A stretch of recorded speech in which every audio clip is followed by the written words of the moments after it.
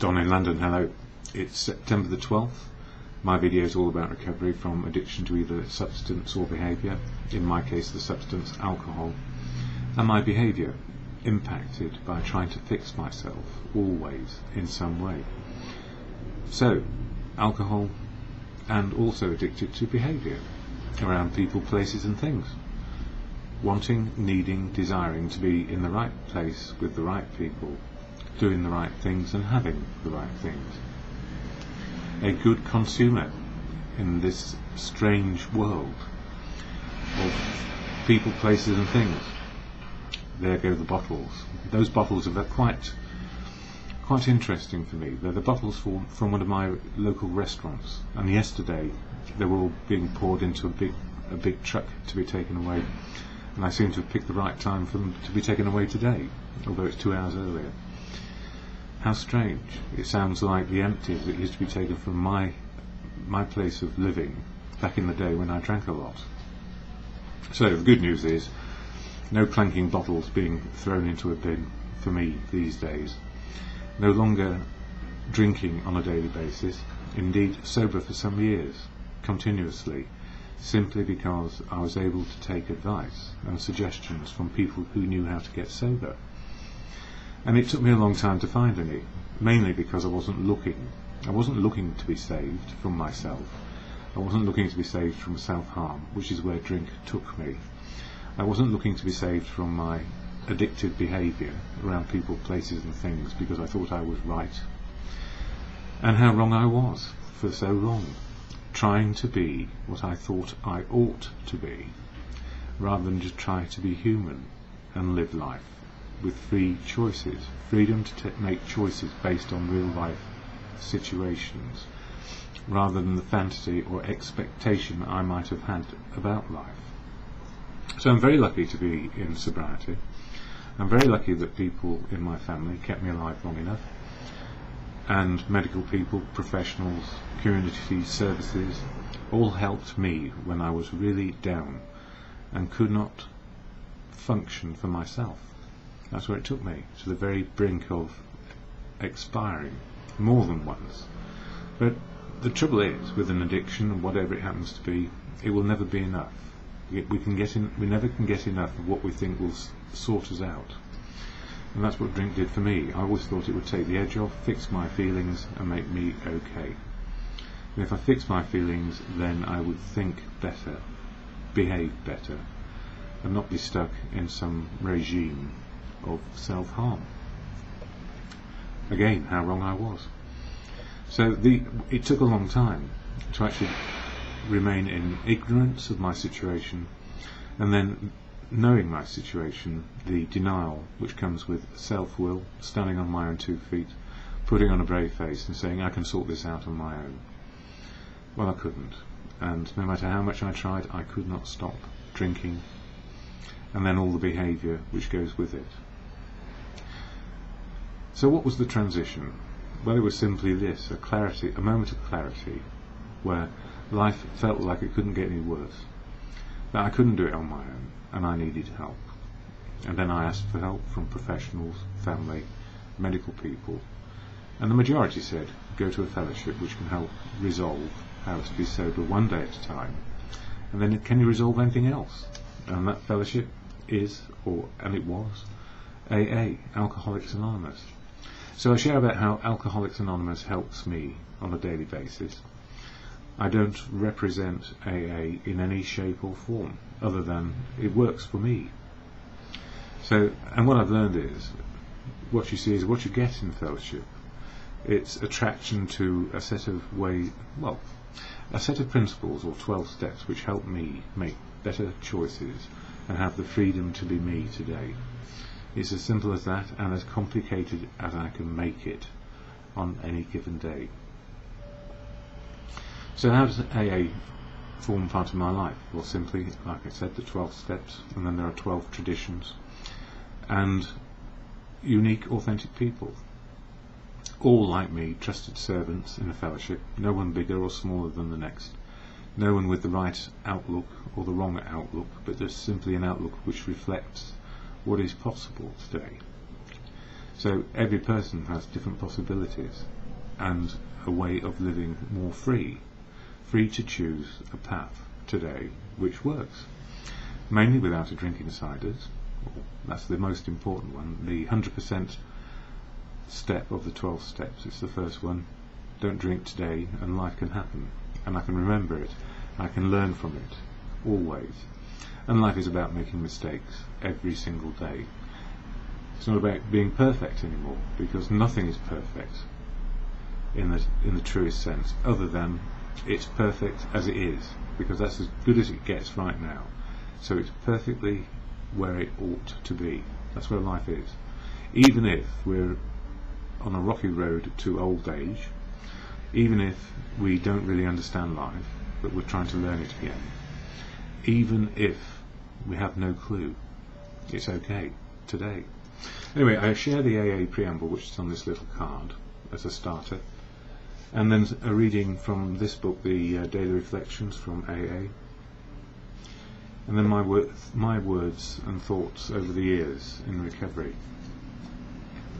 And I'm a perfect learner. I don't know when I'm learning, and I don't know when I'm going over old ground. That's the nature of life. We keep on learning each day a different aspect of life. But the fellowship program is about emotional and spiritual and physical well-being. So emotional, knowing what our feelings are.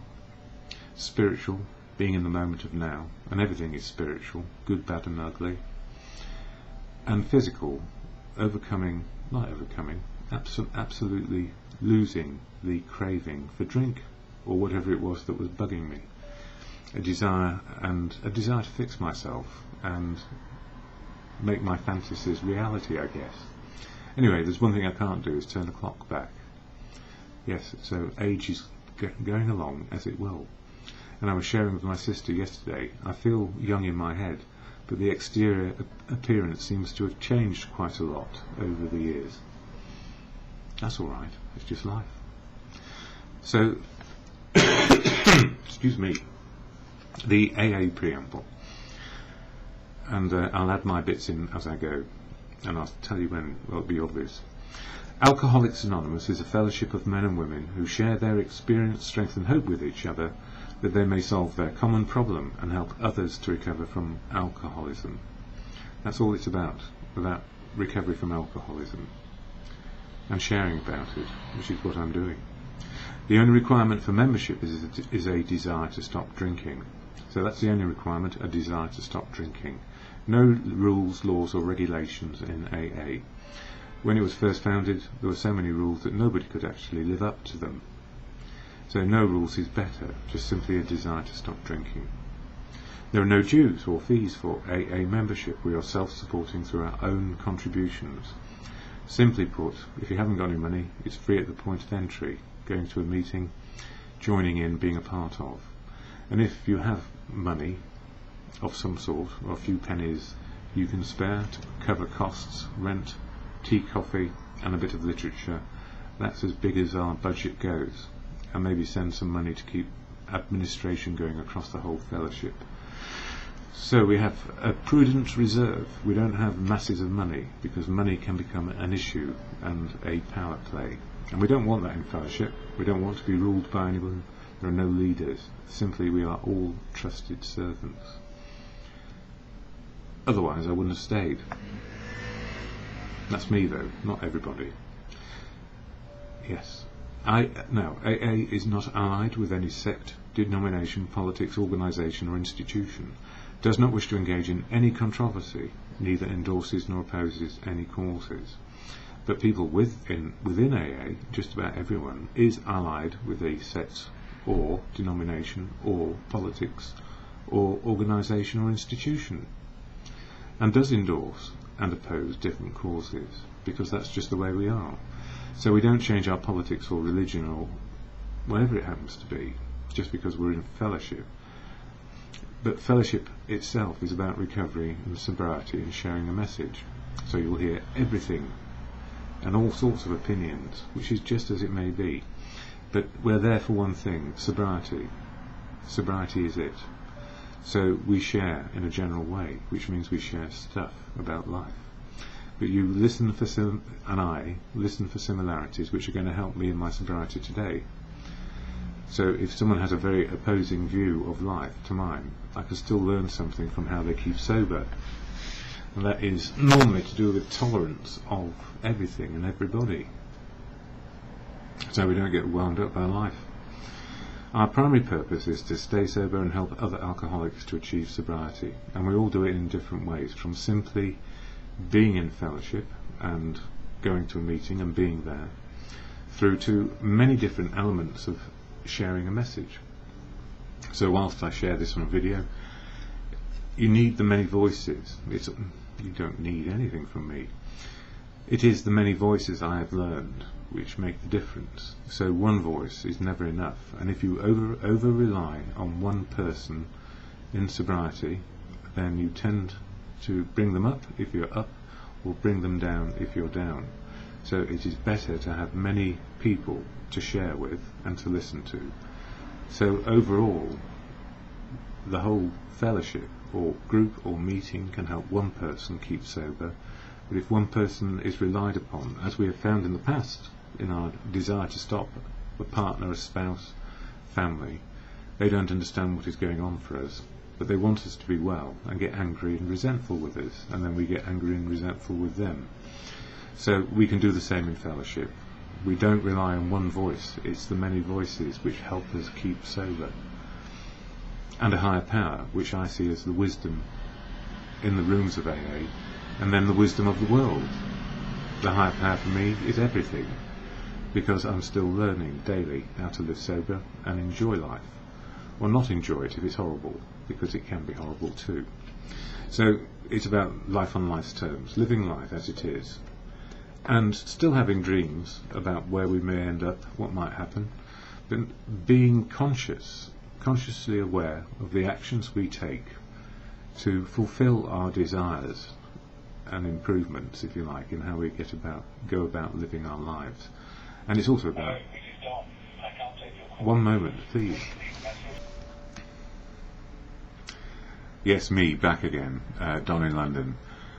This video started on the 12th of September, and now it's gone through to the 14th of September, so the excuse me was 2 days long. So what's happened? Well, very simply, life kept on happening, and when I got that phone call back then, simply I was asked for help, and the response normally with anyone in the fellowship is, I'm responsible when anyone anywhere reaches out for help. I want the hand of AA or anyone to be there, and for that I'm responsible. So I guess in some ways my life extends beyond fellowship every single day. Simply life keeps on happening. So not only did it impact on the 12th, it impacted on the 13th, and now here I am on the 14th, back making the video. So what happened? Life and people and friends and you name it, everything seemed to conspire to get in the way of continuing that video on that day. So what's more important, the video or people, or both? Well, the simple answer is nobody's going to die as a consequence of me not doing a video on recovery, not today, and not any particular day, because there are plenty out there, plenty of my videos out there if need be. And the good news for me is I was able to help 2 people who I care deeply about do things which they want to do, and hopefully that's all I needed to do. Be there, listen, and share experience of life. And the odd thing was, I was due to go out last night to the theatre, and unfortunately could not. I can get overwhelmed with life just the same as anybody else. So the interesting thing about life in recovery, it is an emotional, spiritual and physical journey, one day at a time.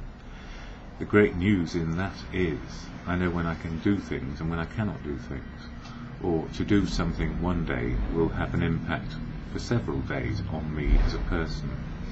So the more I try and endeavour to do things which are not good for me, that is persevere longer than I should, then the impact can be quite great.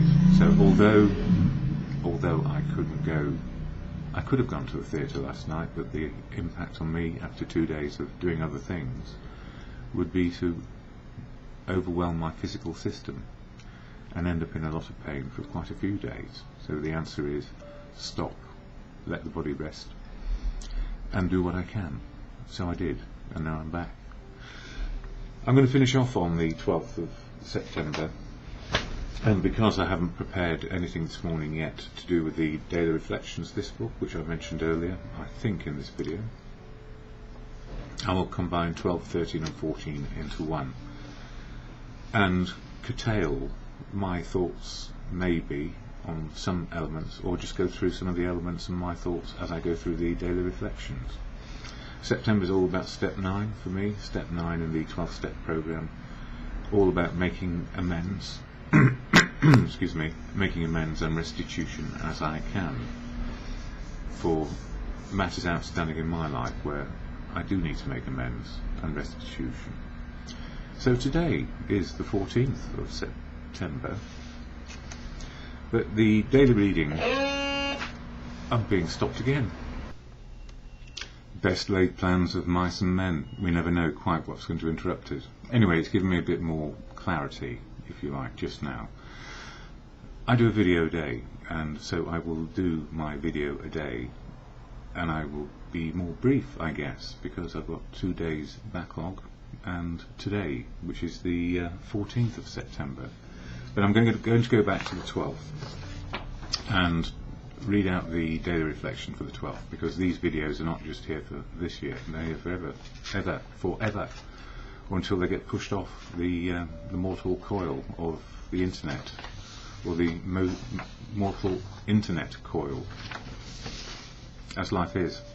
So, daily reflections for the 12th of September, read out. I am responsible for the readiness to take the full consequences of our past acts and take responsibility for the well-being of others at the same time is the very spirit of step 9. And as I've been interrupted over the last 2 days trying to do videos where I have my wits and senses about me, although that is questionable at any time, people, places and things in the immediate moment required attention and had already been agreed. So although I had the best laid plans of one person on the planet, it didn't happen that way, and that's just the way of life. So I get on with it as best I can. And it goes on to say, in recovery and through the help of Alcoholics Anonymous, I learned that the very thing I fear is my freedom. It comes from my tendency to recoil from taking responsibility for anything. I deny, I ignore, I blame, I avoid. These are the things which can put me backwards.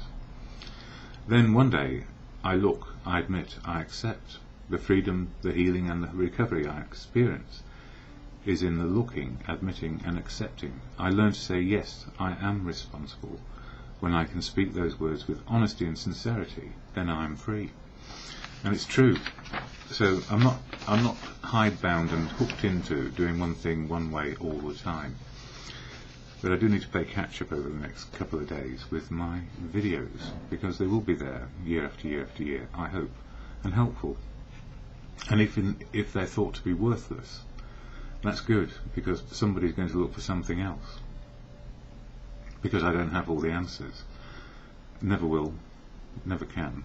After all, I'm just a human being, being me as best I can. So, other things. This would come from Monday. If I don't always know what is right for me, how on earth would I presume I know what is right for you? We all have judgments in us, and most often best let our judgments go, or we advise and suggest with our prejudices. Not easy when we think we have the right answers today, and truthfully, I don't know if they were the right answers until I look backwards a bit at the day and see what's worked and what hasn't worked. And that's the essence of looking at what I am grateful for and what has disturbed me on a daily basis.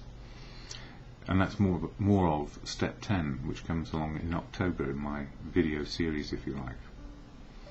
But all the steps apply all the time. They just work in the moment. Otherwise, they will be useless. I can't wait for a situation to occur when a particular step I want to practice. I practice these principles in all that I do as they are appropriate. Yeah, here we go. Monday mornings in recovery are quite a different experience. Letting go old fears, old ideas and old behaviour over the last few years has offered me more freedom, courage and faith to move on and not be trapped by what ifs. What if this were to happen is liberating. Real life on life's terms, not stuck in the fantasy today. And over the years, past thoughts and feelings, a little knowledge can be a dangerous thing, and so too can be much knowledge, or too much knowledge. Knowing is little use unless we can apply it and live life for real. For a lot of years I helped people with their personal and career issues. That was part of my overall remit in my work career. My life was serendipity, so many experiences and so many twists and turns. If there was something to do, I would learn and rely on the wisdom of the years. And when I did not know, I usually knew someone who could and did know what to do. I loved my work for many a year, and then, when I fell apart, the pain and fear, knowing what was wrong with me, did not help one iota, and then I self-medicated to oblivion.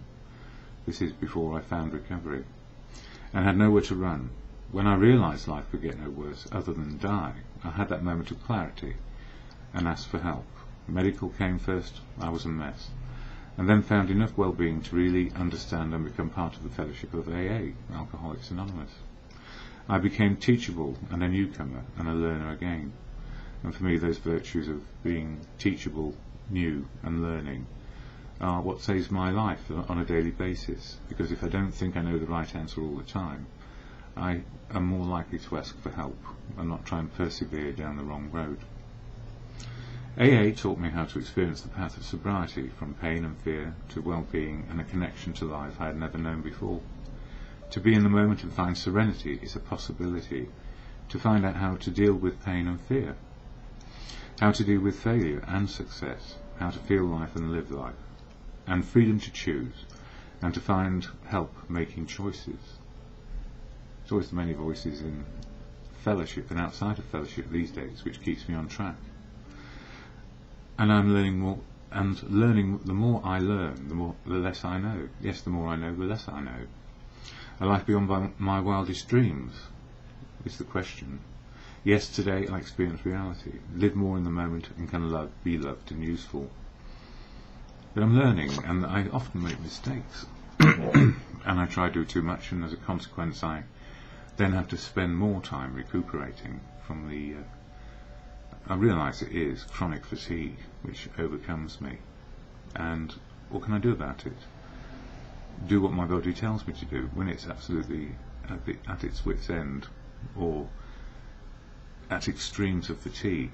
I have to stop, or if I continue, the longer it takes to recover. And that's simply recovering in relation to the conditions I have. You know, it's not a miracle cure. Resting, and I'm in pain today as well. Anyway, it's the way it is. It is what it is. In recovery, we do share our experience, strength and hope. In meetings, there is often decades of sobriety. We learn the boundaries in fellowship. We bring all our wisdom of life, and we must know when outside help is needed. So even though we know more, we often don't know the answers to what is right for us today. More often than not, we do. But we need reinforcement, and that's why we are social animals, getting help and support around us. Spiritual, emotional and physical well-being is always just for today. And I am responsible when anyone anywhere reaches out for help. I want the hand of AA to be there, and for that I'm responsible. I had to learn how, know the limits of my experience, strength and hope, and know it is the totality of fellowship experience which counts. So it's never just my outlook. When I don't know, someone else does. And that was my thoughts and feelings for the 12th of September. Yeah. So, without further ado, I'm going to push all those bits of video together and move on to the 13th, which was yesterday, because there are daily reflections each day from years past, and also what I was thinking yesterday, and then move on to today. The good news is we can adjust ourselves as we need to. We don't have to stick to a formula which seems to be working for us, especially for whatever reason we are not able to fulfill that obligation in a particular way. If I can't do it, there's somebody out there doing it as well. Hallelujah. In fact, there's millions and millions of people out there in recovery, staying sober, sharing their wisdom and hope and experience where they will. That's the gift. And some people do it under the umbrella of fellowship, which is perfectly right, and some people do it outside fellowship, which is perfectly right as well. It's what's right on the day. So what guides me, the can do, can't do, and wisdom to know the difference, is the Serenity Prayer, which is about me, my attitudes and behaviour being changeable. They can change, and not about me trying to control you, your attitudes and behaviours. Your life is your life. But as a listening human being with all your senses back in order, you can listen to the universe. The universe will help us always, whatever shape or form it comes in, to help us live today, live as a human being in the moment of now, rather than a human doing what is required because we think we ought to, should do, could do, all the reasons why we feel obligated to behave in a certain way, and then rebel against it because we don't like it. So it's about freedom of choice, the ultimate freedom to join in and be part of life as you choose. And that's what the Serenity Prayer, which is to God or in good conscience, depending on your whole philosophy. And nobody can muck around with your philosophy. I said muck around, not the other word. So the Serenity Prayer is to God or in good conscience, as you come to believe for yourself. That's what's important. God, or in good conscience, grant me the serenity to accept the things I cannot change, courage to change the things I can, and the wisdom to know the difference is always, for me, in the moment and just for today.